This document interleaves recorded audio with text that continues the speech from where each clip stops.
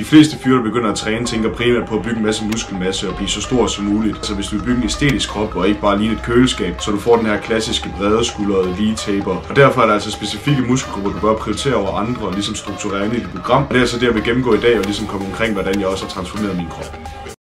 Det første, jeg vil komme omkring, det er altså skuldrene. Og skuldrene, det er altså en af de mest fundamentale muskelgrupper, når det kommer til en æstetisk fysik, i og med, at de ligesom giver det her brede overkrop og den her klassiske V-taper. Der er altså mange forskellige øvelser, du kan køre her. Og jeg vil så også anbefale at øge volumen, især på de her side delts, altså sidedel af skulderen, når man træner ved lateral raises og forskellige ting, og som altså også kan klare ret meget volumen, hvis du altså bare skærer lidt ned andre steder. Personligt der kører jeg omkring 20-25 sæt lateral raises om ugen cirka, og du tænker, det lyder nok som ret meget, og ja, det er det også. Og jeg laver faktisk en eller anden lateral raise variation eller side delt variation hver eneste træning. Det skyldes altså, at jeg gerne vil bygge en meget bred krop, og jeg synes, det ser meget æstetisk ud, når man har store skuldre. Kommer også lige nogle billeder op selvfølgelig. Og de øvelser, jeg kører, det er altså primært dumbbell lateral raises, cable lateral raises, så laver jeg en face pull / upright row, lidt en blanding af de to ting. Og så laver jeg altså også en Y-raise på et double cable. Når jeg laver den her øvelse til min sideskulder, så tænker jeg altså på at strække med albuen og ikke blot med mit håndled. Kom helt ud, og så kontrollere den hele vejen ned og mærke strækket godt i sideskulderen. Det næste, det er altså ens mavemuskler, og det er meget vigtigt for den her æstetiske, lidt, hvad kan man sige, klassiske, flotte krop. Der er mange, der måske tænker, ved du hvad, abs, det er jo noget, man får i køkkenet ved ikke at spise så meget, det vil være tynd. Og selvfølgelig skal du ned i fedtprocent for at kunne se dine mavemuskler. Men du skal altså stadig træne dem progressivt, ligesom alle andre muskelgrupper ved progressive overload, hvor du ligesom enten tilføjer mere vægt eller flere reps i centret. Og her kan jeg anbefale ting som f.eks. den her machine crunch, den er meget nemmere overload i og med, at du ligesom kan justere vægten. Så kan du også lave hanging leg raises, crunches eller forskellige mavemuskelting. Det kan du finde masser af på nettet. Men træn det som enhver anden muskelgruppe, inkorporere det i dit program.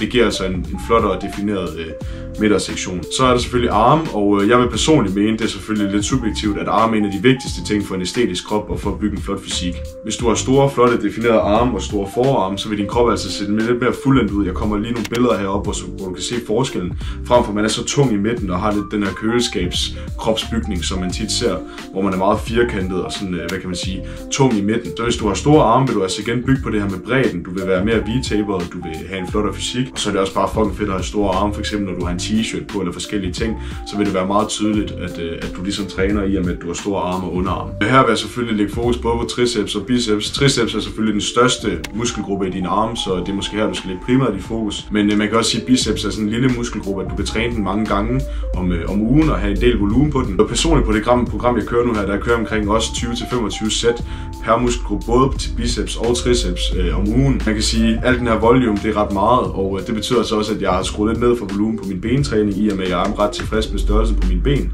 Det tillader altså, at jeg kan træne noget mere arme og skuldre, hvilket ligesom øger den her æstetiske krop og det her build, jeg gerne vil optimere. I og med, at både mit bryst og min ryg har været et strong point i lang tid, så det er altså ikke helt lige så vigtigt for mig, at jeg får lige så meget masse på der, som det er med arme og mine skuldre.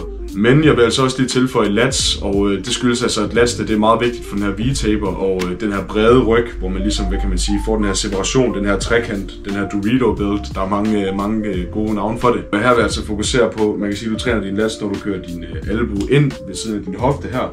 Det er her, du kommer bedst ud med din lats, og sørg for at få godt ud og få et stræk. Og så prøv dig lidt frem med nogle forskellige øvelser, du ligesom kan mærke rigtig godt i din lats, og som gør dig godt øm dagen efter. Og især den nedre del af din lats er altså vigtig. Selvfølgelig er hele din ryg vigtig, men især de her lats i nedre del giver ligesom den her skildpaddeskjold, og igen, du kommer lidt væk fra det her køleskabskropsbygning, som ikke er så æstetisk og så flot. Så er der sådan noget her som nakke og traps, og det er, hvad kan man sige, det er lidt kontroversielt. Nogle mener, at det er meget uæstetisk, og det ikke er særlig flot. Men jeg vil altså sige, at det er ret vigtigt alligevel at have en god, solid nakke. Måske ikke så store traps, men alligevel at have nogle traps.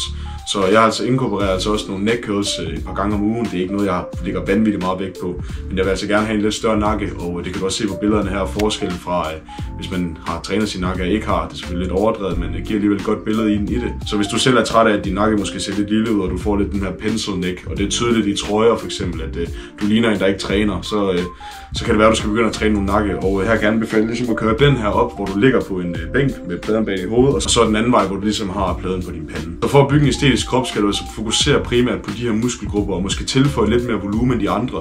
Det kommer selvfølgelig lidt an på, hvor du er henne i din træningsrejse, kan man sige. Hvis du er helt i starten, så er det vigtigste selvfølgelig bare, at du kommer op, og at du selvfølgelig træner alle muskler nogenlunde lige meget, i og med, at det ligesom giver dig en, hvad kan man sige, et fundament for din muskelopbygning, og du senere hen kan begynde at specialisere dig, når du kan se, at okay, jeg vil faktisk gerne bygge lidt større arme, eller min sideskulder mangler faktisk lidt volumen. Og hvis du vil lære præcis, hvordan jeg ligesom transformerede min fysik, så kan du deltage i mit online-fællesskab, jeg har linket til nede i beskrivelsen, hvor du også kan finde mit kursus til, hvordan jeg ligesom transformerer min krop, og møde nogle andre individer, som ligesom også går meget op i at styrketræne og udvikle sig helt generelt.